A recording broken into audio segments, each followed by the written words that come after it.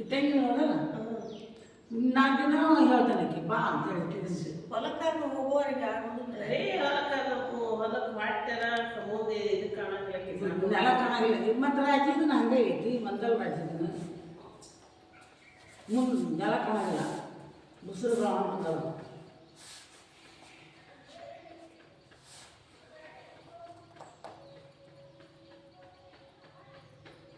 ಸುಳ್ಳು ನೀರು ಬರ್ತದೆ ಅಕ್ಕಿ ಕೂಡ ಬರೋಲ್ಲ ಬಿಟ್ಬಿಟ್ಟು ಒಂದಿನ ಅವರು 5ಕ್ಕೆ ಹೋಗ್ತಾರೆ ವಾಕಿಂಗಿಗೆ.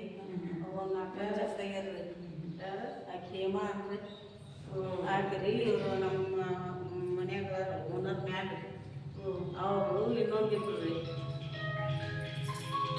ಓಕೆ, ನೆಕ್ಸ್ಟ್ ಬದ್ಧ ಕೋಣಾಸನ. ಸುತ್ತೋತ ಹಿಂದೋಗಿ ಉಸಿರು ಬಿಡ್ತಾ ನಿಮ್ಮ ಮುಂದ್ಗಡೆ ಬಾಗ್ರಿ. ನಿಮ್ಮ ಹಣೆಯನ್ನ ಪಾದಕ್ಕೆ ಮುಟ್ಟಿಸ್ರಿ.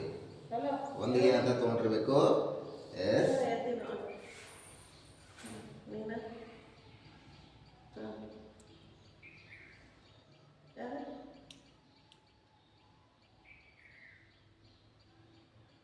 ಸುತ್ತೋತ ಮೇಲೆ ಬನ್ನಿ. ಉಸಿರು ಬಿಡುತ್ತಾ ಕಾಲುಗಳನ್ನ ನೆಕ್ಸ್ಟ್ ಪರ್ವತಾಸನ. ನಿಮ್ಮ ಎಡತೊಡ ಮೇಲೆ ಬಲಪಾದವನ್ನು ತನ್ನಿ, ಬಲತೊಡ ಮೇಲೆ ಎಡಪಾದ. ಪದ್ಮಾಸನ. ಪದ್ಮಾಸನದಿಂದ ಪರ್ವತಾಸನ. 2 ಕೈಗಳನ್ನು ಎದುರು ತೋಳಿ ದೀರ್ಘ ಉಸಿರು ತೋಳಿ ಹಸ್ತಗಳನ್ನು ಹೊಳಸ್ರಿ. ನಮಸ್ಕಾರಸ್ತಿ ಬನ್ನಿ. ಬೆನ್ನು ಕುತ್ತಿಗೆ ನೇರವಾಗಿರಲಿ, ಉಸಿರಾಟ ಸಹಜವಾಗಿರಲಿ.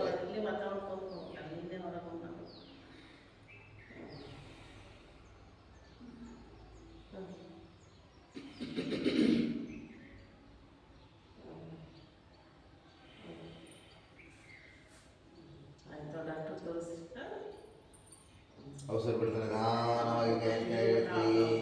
ಕಾಲುಗಳನ್ನು ಹಿಂಚಾಡ್ಕೊಳ್ಳಿ.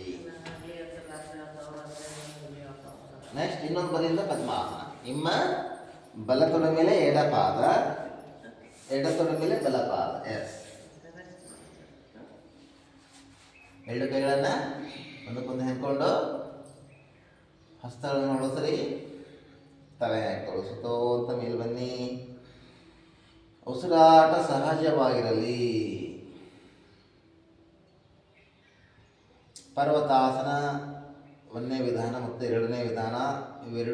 ಎರಡು ಅಭ್ಯಾಸ ಮಾಡೋದ್ರಿಂದ ಭುಜ, ಕುತ್ತಿಗೆ, ಬೆನ್ನು, ಸೊಂಟದ ಭಾಗ, ಮೊಣಕಾಲ ನೋವು,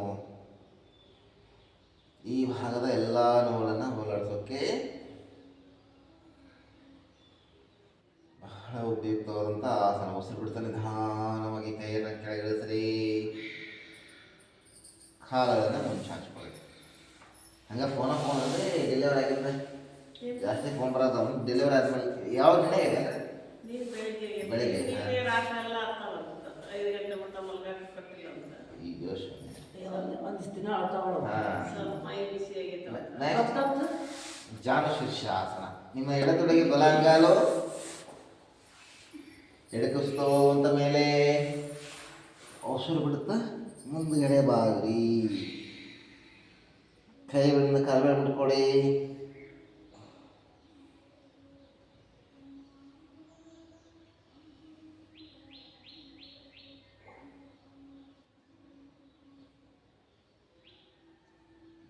ಮತ್ತೆ ಸುತ್ತೋ ಅಂತ 2 ಕೈ ಮೇಲೆ ತಂದು ಕೆಳಗಿಳಿಸ್ರಿ. ಕಾಲನ್ನು ಮುಂಚಾಡ್ರಿ. ಅದೇ ರೀತಿ ಇನ್ನೊಂದರಿಂದ ನಿಮ್ಮ ಬಲತೊಡೆಗೆ ಎಡವನ್ನು ಮುಟ್ಟಿಸ್ರಿ. 2 ಕೈ ಸುತ್ತೋ ಅಂತ ಮೇಲೆ ತಂದು ಉಸಿರು ಬಿಡುತ್ತಾ ನಿಮ್ಮ ಮುಂದ್ಗಡೆ ಬಾಗ್ರಿ. ಕೈಗಳಿಂದ ಕಾಲುಗಳನ್ನು ಮುಟ್ರಿ. ಎಷ್ಟಾಗುತ್ತಷ್ಟು ಹಾಗೆ ಸಾಧ್ಯವಾದರೆ ನಿಮ್ಮ ಹಣೆ ಅಥವಾ ಮೂಗನ್ನು ಮುಟ್ಟಿಸುವ ಪ್ರಯತ್ನ ಮಾಡಿರಿ. ಉಸಿರಾಟ ಸಹಜವಾಗಿರಲಿ.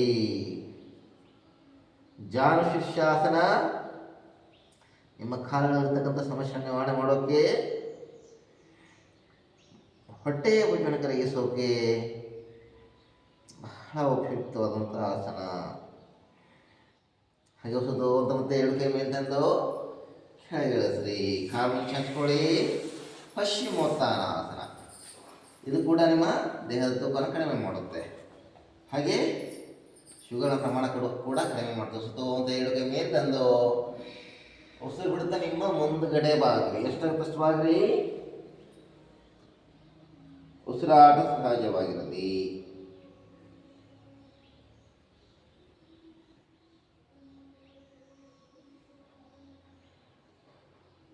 ಸುತ್ತ ಎರಡು ಕೈ ಮೇಲೆ ತಂದು ಕೆಳಗಿಳಿಸ್ರಿ. ನೆಕ್ಸ್ಟ್ ಪಶ್ಚಿಮೋತ್ತನಾಸನ ಮೇಲೆ ಪೂರ್ವೋತ್ತನಾಸನ. ಎರಡು ಕಾಲು ಕೂಡ ಇರಲಿ. ಸಾಧ್ಯವಾದಷ್ಟು ಎರಡು ಕಾಲನ್ನು ನಿಲ್ಲಿಸೋಕ್ಕೆ ಪ್ರಯತ್ನ ಮಾಡಿರಿ. ಎರಡು ಮೇಲೆ ಸಪೋರ್ಟ್ ತಗೊಳ್ಳಿ. ನಿಮ್ಮ ಕೈ ಮತ್ತು ಕಾಲುಗಳ ಮೇಲೆ ಭಾರ ಹಾಕಿ ಉತ್ತಮವಾದ ಸೊಂಟದ ಭಾಗವನ್ನು ಎಷ್ಟು ಸಾಧ್ಯವಾದಷ್ಟು ಮೇಲೆ ಕೆತ್ತೋಣ. ಎಸ್, ಬನ್ನಿ. ಉಸಿರಾಟ ಸಹಜವಾಗಿರಲಿ. Normal breathing. ಇದು ಬೆನ್ನು ಮತ್ತು ಸೊಂಟದ ಭಾಗಕ್ಕೆ, ಹಾಗೆ ಭುಜ ಮತ್ತು ಕೈಗಳಿಗೆ ಶಕ್ತಿ ನೀಡೋಕೆ ಬೆನ್ನು ಮತ್ತು ಸೊಂಟದ ಭಾಗದ ನೋವನ್ನು ಕಡಿಮೆ ಮಾಡೋಕ್ಕೂ ಕೂಡ, ಪಾದಗಳ ನೋವನ್ನು ಕಡಿಮೆ ಮಾಡೋಕ್ಕೂ ಕೂಡ ಬಹಳ ಉಪಯುಕ್ತವಾದಂಥ ಆಸನ. ಎಷ್ಟಾಗುತ್ತೆ ಅಷ್ಟು ಮೇಲೆ ತರಬೇಕು. ಸೊಂಟನ ಪೂರ ಕುತ್ತಿಗೆ ಹಿಂದಕ್ಕೆ ಹಾಕಬೇಕು. ಉಸಿರಾಟ ಸಹಜವಾಗಿರಬೇಕು. ಹಾಗೆ ಉಸಿರು ಬಿಡುತ್ತೆ ನಿಧಾನವಾಗಿ ಕೆಳಗೆ ಬನ್ನಿ. ನೆಕ್ಸ್ಟ್ ವಕ್ರಾಸನ. ನಿಮ್ಮ ಎಡಮೊಣಕಲ ಹತ್ರ ಬಲಪಾದವನ್ನು ತನ್ನಿ. ಬಲಗೈ ಬೆನ್ನಿಂದೆ. ನಿಮ್ಮ ಎಡಗೈ ಮೇಲೆ ತಂದು ಬಲಗಡೆಯ ಪಾದವನ್ನು ಹಿಡ್ಕೊಳ್ಳೋಕೆ ಪ್ರಯತ್ನ ಮಾಡಿರಿ. ಹಾಗೆ ನಿಮ್ಮ ಮೊಣಕಾಲನ್ನು ಎಡಕ್ಕೆ ಒತ್ತಬೇಕು ಚೆನ್ನಾಗಿ. ಹಾಗೆ ಹಿಂದೆ ನೋಡ್ರಿ. ಸೊಂಟದ ಭಾಗ ತಿರುಗಿಸ್ರಿ, ಕುತ್ತಿಗೆ ತಿರುಗಿಸ್ರಿ. ಗದ್ದದ ಭಾಗ ಪೂರ್ಣ ಭುಜದ ಬೇನೆ ಬರುವ ಹಾಗೆ ನೋಡ್ಕೊಳ್ಳಿ.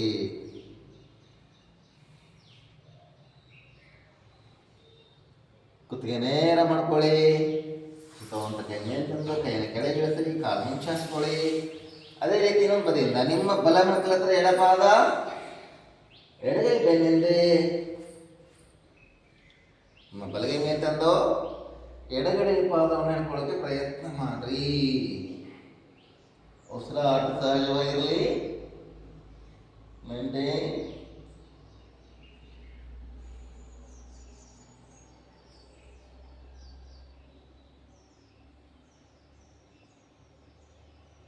ಕುತ್ತಿಗೆ ನೇರ ಮಾಡ್ಕೊಳ್ಳಿ. ಉಸ್ತವಂತ ಕೈ ಮೇಲೆ ತಂದು ಕೈಯನ್ನು ಕೆಳಗೆ ಇಳಿಸ್ರಿ, ಕಾಲು ಮುಂಚೆ ಹಚ್ಕೊಳ್ಳಿ. ನೆಕ್ಸ್ಟ್ ವಜ್ರಾಸನ ಬರೋಣ. ಓಕೆ, ವಜ್ರಾಸನದಲ್ಲಿ ಯೋಗ ಮುದ್ರಾಸನ, ಅರ್ಧ ಮತ್ಸ್ಯೇಂದ್ರಾಸನ. ಓಕೆ, ಎರಡು ಕಾಲು ಜೋಡಿಸ್ಕೊಳ್ಳಿ. ಅರ್ಧ ಮತ್ಸ್ಯೇಂದ್ರಾಸನ ಅಂದ್ರೆ ನಿಮ್ಮ ಸಮಯ ಆಗುತ್ತೆ ಒಂದು ಉದ್ದೇಶ, ಇಲ್ಲಾಂದ್ರೆ ಇನ್ನೂ ಜಾಸ್ತಿ ಮಾಡಿಸ್ಬೋದು.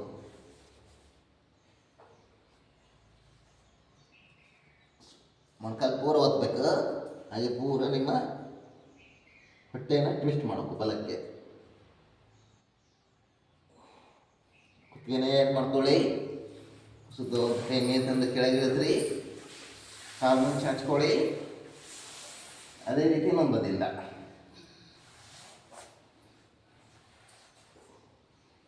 ಪಾದ ಸುತ್ತ ಹಿಡ್ಕೊಳ್ಳೋ ಪ್ರಯತ್ನ ಮಾಡಿ. ಸಿಗದೇ ಇದ್ರೆ ಏನು ತೊಂದರೆ ಇಲ್ಲ. ಎಷ್ಟಾಗುತ್ತಷ್ಟು ನಿಮ್ಮ ಮೊಣಕಾಲನ್ನು ಚೆನ್ನಾಗಿ ಒತ್ತಿ. ಇನ್ನು ನೋಡ್ರಿ ಎಷ್ಟಾಗುತ್ತೆ. ಉಸಿರಾಟ ಸಾಗುತ್ತೆ. ಕುತ್ತಿಗೆ ನೇರ ಮಾಡ್ಕೊಳ್ಳಿ. ಸುತ್ತ ಒದ್ದ ಕೈ ಮೇಲೆ ತಂದು ಕೆಳಗೆ ಇಳಿಸ್ರಿ, ಕಾಲು ಚಾಚಿ. ಬನ್ನಿ ವಜ್ರಾಸನ ಬನ್ನಿ.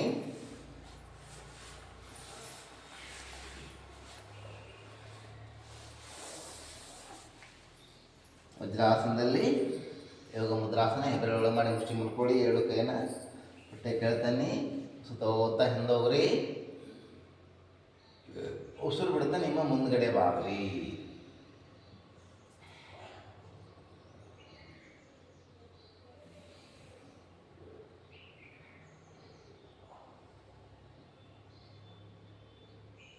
ಉಸಿರಾಟ ಕ್ರಿಯೆ ಸಹಜವಾಗಿರಬೇಕು. ಸಾಧ್ಯವಾದರೆ ನಿಮ್ಮ ಹಣೆಯನ್ನು ನೆಲಕ್ಕೆ ಹಚ್ಚಿರಿ.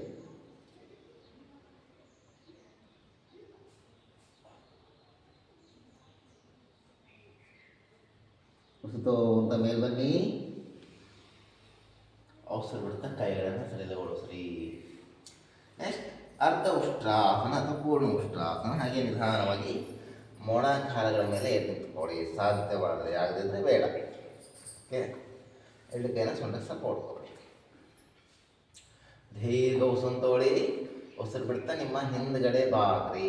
ಸಾಧ್ಯವಾದರೆ ಹಿಂದೆ ಹಿಡ್ಕೊಳ್ಳಿ. ಆಗದಿದ್ದರೆ ಅರ್ಧ ಉಷ್ಟ್ರಾಸನ ಮಾತ್ರ ಅಭ್ಯಾಸ ಮಾಡಿರಿ.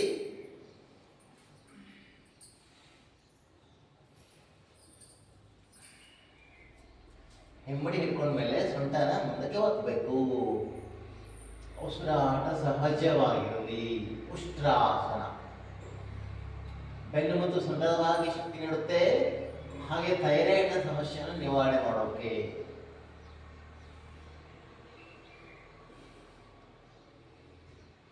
ಉಸಿರು ಅಂತ ನಿಧಾನವಾಗಿ ಮೇಲ್ ಬನ್ನಿ.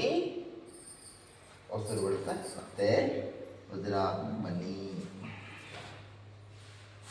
ವಜ್ರಾಸನದಲ್ಲಿ ನಾವೀಗ ಶಶಂಕಾಸನ. ಹಾಗೆ ಕೈ ತರ್ತಾ ಹೋಗಿ ಹಾಗೆ ಕಚ್ಚಿಡಿ. ವಿಶ್ರಾಂತಿ ಕೆಲವು ಕ್ಷಣದ ಕಾಲ.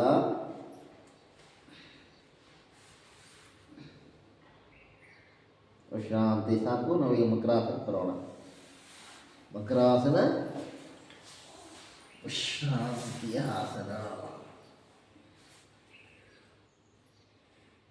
ನಿಮ್ಮ ಗದ್ದದ ಭಾಗ ಕೈಗಳ ಮೇಲೆ ಇರಲಿ, ಕಾಲಿನಿಂದ ಅಗಲವಾಗಿರಲಿ, ಹಿಮ್ಮಡಿಗಳು ಎದುರಾಗಿರಲಿ. ಬೆನ್ನು ಮತ್ತು ಸೊಂಟದ ಭಾಗದ ನೋವನ್ನು ಕಡಿಮೆ ಮಾಡೋಕೆ. ಹಾಗೆ ವಿಶ್ರಾಂತಿಯ ಆಸನ. ನಾವೀಗ ಭುಜಂಗಾಸನಕ್ಕೆ ಹೋಗೋಣ. ಎರಡು ಕಾಲು ಜೋಡಿಸ್ಕೊಡಿ. ಕೈಗಳೆರಡು ಎದೆ ಪಕ್ಕ ತನ್ನಿ. ನಿಮ್ಮ ಕೈ ಬೆಳಗತ್ತಿರಲಿ. ನಿಮ್ಮ ಕೈಗಳ ಮೇಲೆ ಭಾರ ಹಾಕಿಸುತ್ತೋ ಅಂತ ನಿಮ್ಮ ತಲೆ ಮತ್ತು ಎದೆಯನ್ನು ನಿಧಾನವಾಗಿ ಮೇಲೆ ಕೆತ್ತರಿ. ಬಾಯಲ್ಲಿ ನೋಡ್ರಿ. ನಿಮ್ಮ ಸೊಂಟದ ಭಾಗವನ್ನು ಕೆಳಗೊತ್ತಬೇಕು. ಸಾಧ್ಯವಾದಷ್ಟು ಎರಡು ಕಾಲಿನೇ ಕೂಡಿರಬೇಕು. ಸೊಂಟ ಕೆಳಗಡೆ ಬರ್ತೀರಿ. ಮೇಲೆ ನೋಡ್ರಿ. ಉಸಿರಾಟ ಸಹಜ.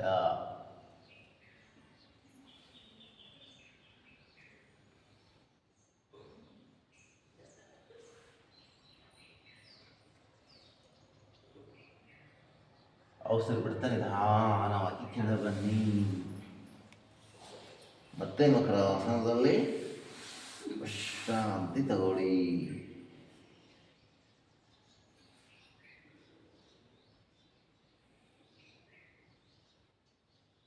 ನಾವೀಗ ಶಲಭಾಸನಕ್ಕೆ ಹೋಗೋಣ. ಕಾಲುಗಳೆರಡು ಜೋಡಿಸ್ಕೊಡಿ. ಕೈಗಳೆರಡು ಮುಷ್ಟಿ ಮಾಡಿ ನಿಮ್ಮ ತೊಡೆಯ ಕೆಳ ತನ್ನಿ.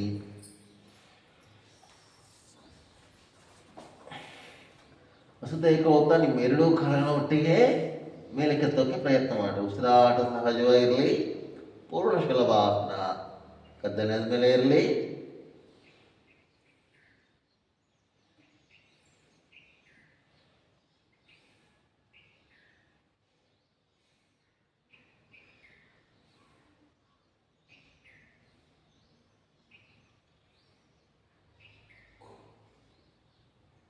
ಉಸಿರು ಬಿಡ್ತಾ ನಿಧಾನವಾಗಿ ಕೆಳ ಬನ್ನಿ.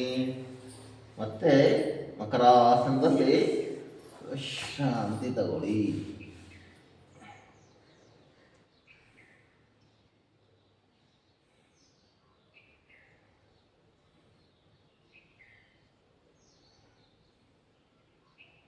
ನಾವೀಗ ಧನುರಾಸನಕ್ಕೆ ಹೋಗೋಣ. ಕಾಲುಗಳೆರಡು ಜೋಡಿಸ್ಕೊಳ್ಳಿ.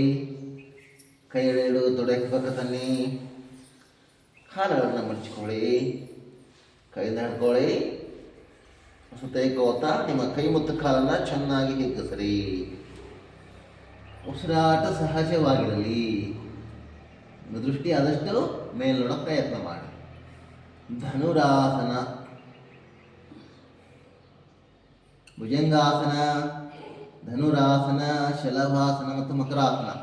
ಈ 4 ಆಸನಗಳು ಬೆನ್ನು ಮತ್ತು ಸೊಂಟದ ಭಾಗದ ನೋವನ್ನು ಕಡಿಮೆ ಮಾಡೋಕೆ, ಹಾಗೆ ನಿಮ್ಮ ದೇಹದ ತೂಕವನ್ನು ಕಡಿಮೆ ಮಾಡೋಕೆ ಉಪಯುಕ್ತವಾದಂಥ ಆಸನಗಳು. ಉಸಿರು ಬಿಡ್ತಾ ನಿಧಾನವಾಗಿ ಕೆಳ ಬನ್ನಿ.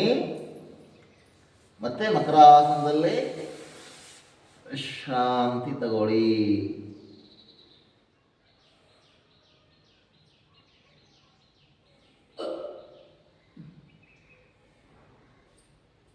ವಿಶ್ರಾಂತಿ. ಸ್ವಲ್ಪ ನಿಧಾನವಾಗಿ ಮೇಲೆ ಬರೋಣ. ಕಾಲುಗಳನ್ನು ಹಿಡಿದು ಜೋಡಿಸ್ಕೊಡಿ.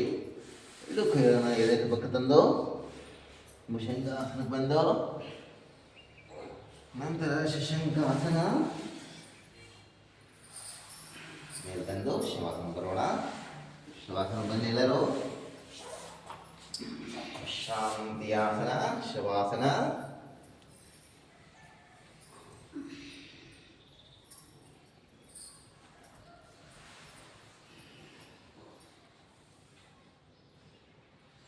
ಶವಾಸನಕ್ಕೆ ಬನ್ನಿ.